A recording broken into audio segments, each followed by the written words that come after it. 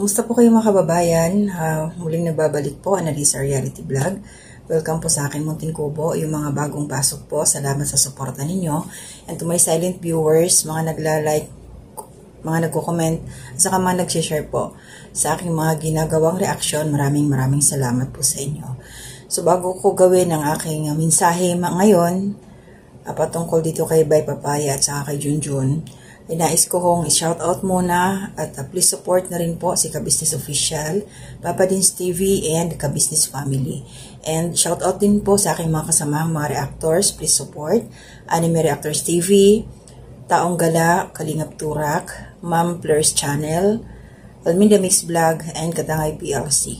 And yung mga kagwangs po natin, Kagwang Into Official, Kagwang Bay Papaya Official, Kagwang Buknoy Official, Kagwang Burnok Official, Kagwang Bogi Official, at saka si Kagwang Bong Official. Hindi natin alam, may problema ito si Bong. And shoutout din po kay Sir Wakiwak. So, ito po ngayon, short lang ho ito, munting mensahe ho para kay La Junjun, na alam naman po natin na mayroong pinagdadaanan ng pamilyang ito. So, una sa lahat yun, belated happy birthday. Ngayon lang ako bumati sa'yo. Kasabihan nga, it's better to be late than never. Yeah. At least nakagreet ako kahit late na. Pasensya na at medyo ang daming kaganapan dito sa aking trabaho. So yun nga, patungkol naman kay Kagwang Bay Papaya. Hello Bay, para sa iyong kalusugan. Huwag mong masyadong stressin ang iyong sarili dahil pasalamat na lang tayo Bay kasi naagapan, nalaman kung ano yung dahilan ng pagbagsak ng iyong katawan at napakaswerte mo pa rin Bay kasi hindi katulad nung iba na mayroong problema sa baga na talagang naglalabas sila ng dugo. Nag-iispit talaga ng dugo. So, sa'yo, kaya nga hindi rin agad na ni Junjun kasi wala naman daw, hindi ka naman ganun, wala namang ganung sign sa'yo, kundi yung paninikip lang ng dibdib mo, lagi sumasakit, tapos, yun nga, yung katawan mo, tapos yung mata mo na laging malamlam, makikita kasi sa mata natin kung meron tayong nararamdaman sa ating katawan, sa loob. Kasi mapungay yung mata mo tsaka parang nanlalalim na akala mo parang dehydrated ka. So yun Bay, dahil nga na-check ka na ng doktor at alam naman na meron ka ng iniinom na gamot, sundin mo na lang yung payo ng doktor tapos yung mga bawal na pagkain para sa'yo, iwasan mo na din at more ka doon sa mga pagkain na makapagbibigay sa'yo ng lakas na lalong mapabilis ang iyong paggaling. Mga protina sa katawan, kumain ka ng mga gulay, mga prutas, at may mga karne kasi, may mga bawal para dyan. So, sana Junjun, magbasa ka din, tingnan mo kung ano yung mga pagkain na hindi pwede kay Bay. Marami naman, meron naman dyan yung sa Google ba, para meron kang guide. At Junjun, wag mo rin ipakita sa iyong asawa na pinanghihinaan ka ng loob kasi sa'yo siya huhugot ng lakas sa inyo ni Koy Koy na anak niya, na pamilya niyo. Wag mong although naintindihan ko na siyempre pagka ganyan meron tayong yung pamilya natin may nararamdaman, wag nating sabayan yung kanilang kalungkutan kasi mas lalo silang madadown. So ikaw na okay ang katawan, ang health, ikaw ang magbibigay ng mga positibo, mga pananaw sa kanya. Tama na rin ko sabi mo na sa tuwing gabi natutulog kayo, nag-uusap kayo kung ano man yung mga dapat ninyong gawin, yung mga positibong pag-uusap ng isang mag-asawa. Kaya ikaw Bay, iwasan mo lang talaga yung mag-isip ka ng todo-todo kasi isa yan na hindi makakatulong sa yung madali ang paggaling. Tapos sana tulungan mo din yung sarili kasi yung may advice din yung doktor dyan na sa umaga, unang sikat ng araw, magpa-araw ka. Pasikat ka ng araw, huwag yung masyadong mainit na. Hanggang mga 7 o'clock to 8 o'clock, pwede pa yan. Painitan mo yung likod para mas mapreskuhan ka. At saka marami ang nababasa dyan sa comment section. Sa bagay, kasi pag nag 1 week na ang inuman, yung sa mga ginagamit niyang utensils, pwede na hindi i-separate. Basta, pag nag-hatching lang si Bay, huwag niyang ibubuga sa kung saan yung may tao. at least nakamask naman siya palagi. So maswerte ka pa rin talaga, Bay, dahil ayan, nandyan yung iyong asawa, nandyan yung anak nyo, kapiling ninyo na may ganyan ka na karamdaman. So malaking tulong yan para mas, pag nakikita mo sila, mas lalo kang ma-encourage na tulungan ang iyong sarili na mapadali, na gumaling ka. Huwag ka lang huwag kang malungkot. Huwag kang malungkot kasi hindi lang naman ikaw ang nagkaroon ng ganyang sakit. Nakita mo naman, marami naman dyan ng kwenentungan ni Cyclops, ni Tado, na dumaan na rin siya sa ganyan. O tikita niyo, gumaling naman eh. Basta susundin lang talaga yung payo ng doktor, may gagaling talaga. Kaya susunod, halimbawa, ayan na, okay ka na, gumaling ka na, ingatan mo na yung sarili.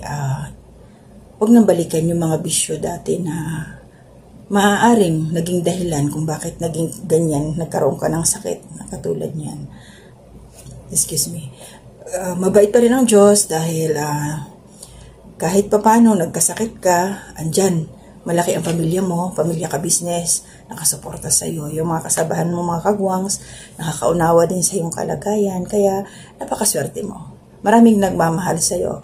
Kaya tingnan mo na lang yung mga nakapaligid dyan, mga kasamahan mo na nag-aantay na makasama kayo uli na katulad nung dati na masaya. Kasi sa ngayon, hindi ka pa nga pwedeng mapagod at kailangan ingat din sa iyong kalusugan kasi kumbaga, mas madali kang mas madali ka pang mahahawa sa ng ibang sakit kung sakaling mag-expose ka pa ng sa labas. Nag-aalala din nga ako Junjun kasi nga, di ba nagdadrive pa rin si Bay? Atin sundo sa inyong anak, nag-aaral. Tapos, iyon, iba pa rin kasi talaga yung totally nare-relax yung katawan. Pero siguro malapit lang naman yung pinupuntahan ninyo. Kaya ayun, huwag masyadong damdamin yan, Bay.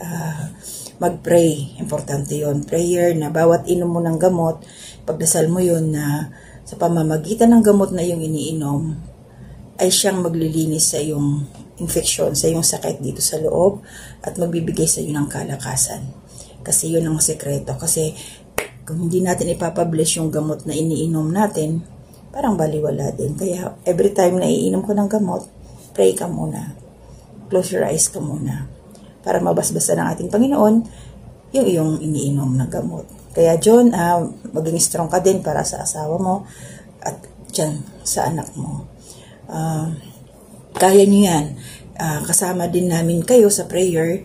Pray namin kayo na madali kang lumakas ba, madaling bumalik yung kalusugan katulad nung dati na So yun po mga ka-business naming minamahal, nandito na po ang mga bagong produkto na ini-endorso ng ka-business family.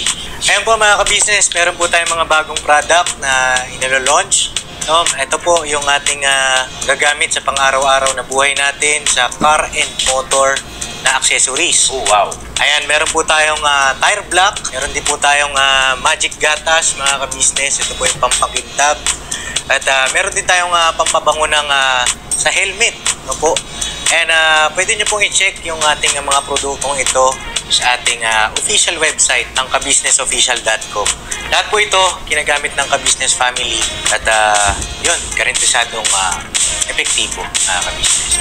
Po mga ka-business, meron din tayong bagong produkto ngayon. Ito po ang warts removal.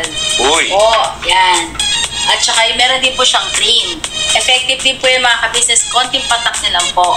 Antayin niyo lang siyang matuyo at siguradong warts removal agad. Wow! At meron din po tayo hair grower. Ito po yung pang-patubo ng buhok. Sa mga nagkakaroon po ng hair loss, try niyo po mga ka-business. Bukan ang ating hair grower. At meron din po tayong panibagong coffee. Ito po ang ating insulin coffee. Para po ito sa mga diabetic na person. Yan. Insulin green coffee with balaba, ampalaya, turmeric, mangosteen, agaricus, mushroom, moringa, lemongrass, clean coffee bean, and non-dairy creamer. At meron din po siyang stevia mga ka-business. Super effective din po itong mga ka-business sa mga diabetic po. Pangbawas din po ito sa mga cholesterol. Kaya please po, mga ka-business, try nyo po. Insulin Green Coffee. Alright, at syempre naman po mga ka-business naming minamahal, huwag natin kalimutan ang vitamin C ng ka-business family, Shell C+. Pagka meron ka nito, siguradong protect todo. So right mga ka-business naming minamahal, ano pa inaantay nyo? Please, bumili na kayo ng mga produktong inendorso ng ka-business family, hindi lamang para mapanatili ang good health ng buong pamilya, kundi syempre makakatulong pa tayo sa ating mga kababayan na higit na nangangailangan. Alright po, alright. At meron pa, dadagdag ko lang mga ka-business, kung gusto nyong pumuti at lalong bumabot, lumanda. Meron po tayong bagong produkto, ang Bandara Revitalizing Set. Oh wow! Ayan, abay nyo na po mga ka-business at siguradong epektibo rin. So yun ang mga ka-business namin minamahal, please avail natin ang mga produktong inendorso ng ka-business family. So yun na, tuloy na panonood. Mira, banat! Hindi pa nalalaman ang iyong sakit na napakakulit ka. Namimiss namin yung tawa mo. Yun. Alam natin darating yung panahon na yung 6 months lang naman ang gamutan na yan eh. Tuloy-tuloy lang ba, kaya mo yan. Kayang-kaya mo yan. Damihan mo yung kain ng mga prutas at saka mga gulay. So maraming salamat po sa inyo. Mayroon ho akong mga pasasalamatan, isa-shout out, maging positibo man or negatibo ang inyong mga komento doon sa naging last upload ko. Siyempre, nag-google kayo ng time para makapag-comment. So, pasasalamatan ko kayo through sa pag-shout out po ng inyong mga pangalan. So, shout out po and maraming salamat kay Ma'am Maria Luisa Cartelaba. At syempre, pag may shoutout ko po kayo, kasama na ho ang iyong kaibigan na si Ma'am Jessica. And shoutout din po kay Ma'am Loretta Ortez. Salamat ma'am sa iyong komento. Alam mo yun, nasa comment section. And shoutout din po kay Kabayan or Ma'am Flordelina Jacinto. Ma'am, thank you po sa support. At ganon din po kay Kabayan or Ma'am Ninita Obina. Shoutout po. And shout out also kay Minnie Small. Salamat Kabayan sa iyong komento. Opinion mo. Salamat po. And Myrna Ganotis or Ganotis. Parang notice siya. Salamat po sa suporta ninyo. And shout out po kay Mama Tess Sia. Shout out po. Elisa Asis. Shout out. Ate Sara. Shout out din po. Shout out din po kay Unta Jujang, si Bentoso. Shout out po ma'am or sir. Salamat po sa support. And of course, Kabayan na si Pascual, shout out. May Digoche, shout out po. And Ate Ninette Recta, shout out din po. And Kabayan or Ma'am Merlin Matsuok, shout out po. Kabayan Divina Lorenzo, shout out. Kabayan Wense Vlogs Official, shout out po. I think nag-comment ako sa iyong upload Kabayan. Ay tuloy mo yun. Kaya mo yan. Laban lang. And shout out din po kay Kabayan Kishara Smiles. And Ate Marilyn, shout out po. Good morning, good evening. And shout out po Kabayan Cora Machado. Salamat po sa comment mo. And Janet Gallo, shout out din po. Salamat po. And Florencio Nolasco, shout out din po. Dion Jos Tumaliwan, shout out. Carmenchita Reyes, shout out po ma'am. Salamat po sa komento ninyo. And Kabayan Marian Perez, shout out. Kabayan Lisa Tamayo, shout out. And Kabayan Jessie Lucas sa Hong Kong po ito siya. Shout out po Kabayan. And of course, Kabayan Christian Duyab. Kabayan, maraming salamat po. At ayun, yung mga top commentators ko dyan, maraming salamat sa inyo. Public subscriber, salamat din po. Salamat sa pusong suporta ninyo sa akin. Patungkol doon sa last upload ko, since hindi naman nasagot na yon, so period na tayo doon. Yung mga nagko-comment na wala namang kinalaman doon sa aking sinabi, stop na ho tayo sa pagko-comment ng outside the Colombo. Huwag na ho natin balikan kasi paulit-ulit na lang yun eh. Tapos na ho yun. So move on po tayo. So hindi naman, wala namang inilabas na katibayan, kaya wala kami magagawa.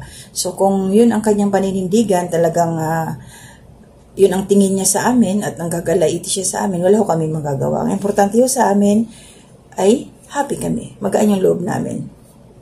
Wala kaming mga reactors po ni Ka-Business. At saka tuloy-tuloy ho kami. Hindi ho kami aatras sa laban na to. Kasi hindi lang naman sa Ka-Business Official may mga reactors eh. Marami. Kasi kumbaga sa sabihin na natin, kumbaga sa presidente, kami mga sundalo, sabay ganun kami mga pulis. Okay lang naman, positive lang tayo. Mag-comment kayo ng positibo para ang magiging reaksyon namin ay positibo din. At isinashoutout din naman namin kung ano yung mga komento ninyo. Binabasa pa nga namin eh. So kung meron kami nababasa ng negatibo, nilalagay din namin sa screen. Nakikita nyo rin po yung pangalan. Kaya wala ho kaming itinatago. Wala ho kaming, hindi ho kami gumagawa-gawa ng kwento. So kung para maiwasan natin na magkaroon ng mga negatibong reaksyon, wag na po kayong magko-comment ng negatibong komento. Magbigay po kayo ng positibong komento na pwede pa hong ma-enhance natin yung meron tayong matututunan sa buhay-buhay base doon sa napapanood nating video. Kasi what if yung napanood nating video na yon isa atin mangyari? Diba? So ganun lang yun. So kailangan maging malawak ang ating pangunawa sa ating mga napapanood. So magkomento ho kayo ng positibo dyan sa makikita ninyo para maayos tayong lahat. Yeah. So yun na po muna, mag-iingat po kayo, lahat-lahat po, kung saan man kayo naroroon ngayon. Kung alam ko yung iba siguro may mga trabaho, gabi na, overtime, ganun-ganun. So mag-iingat po kayo sa pag-uwi, din sa umaga, sa pagbalik sa trabaho, ingat po. Laban lang na sa buhay, pamahal ang bigas. So, grabe talaga, walang pagbabago. 51, 57, yung dating nabibili namin na 48, ngayon nasa 56, 57 na. Wala na, trabaho na lang tayo. Laban lang po, ang bira. Dito na muna, and to God be the glory.